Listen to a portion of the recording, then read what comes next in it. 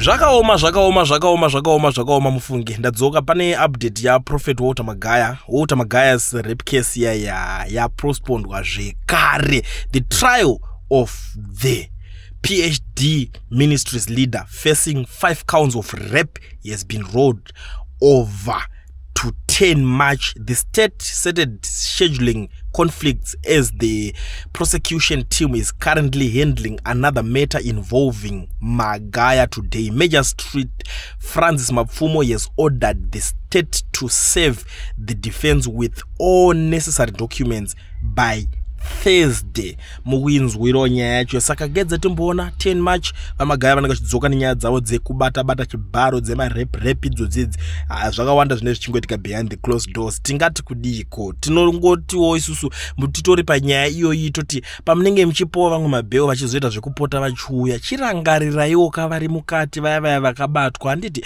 vakambobatirwa nyaya dzematongerwo enyika vaya chivarangarirai nokuti vanyanya vana vakawanda vaperera mukati ana madzibaba oshanduko toramba tichingovarangarira vari kwavari ikoko, handiti maybe just because they are poor they can't afford kuti vange vachipuwa the opportunity yebail. Handichazivi kuti chii chatingataura kudaro.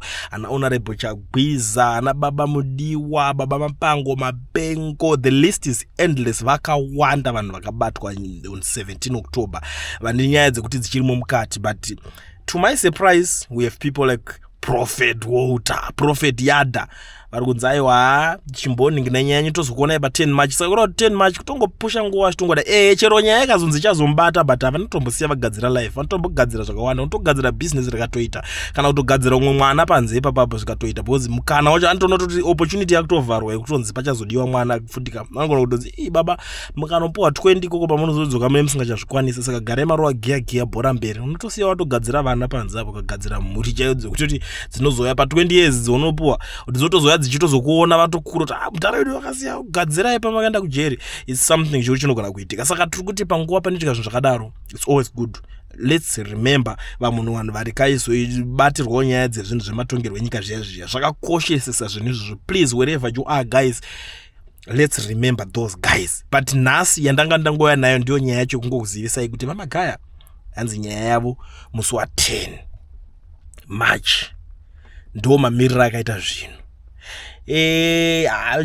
Ameno mwakambotiwo ndakanzwa vamwe kuti hanzi hatidi kuzonzwa mumwe achazouya achipostponda nyaya dzacho dzakunetsa kapamashura apa mukabonzi uyu prosecutor general aripo anopinda kuchecha makandiwa saka ngaabve ipapo pakesi yangu nditongwe nevamwe. Zvakawandisa zvaitaurwa pakazonzi aiwa we don't do that here. Hatina basa nezvehondo dzemachechi dzenyu, tine basa nenyaya dziri kunetsa panapa ndo dzaakazoita kwayakazongoperera. Saka ndo update yacho yavamagaya.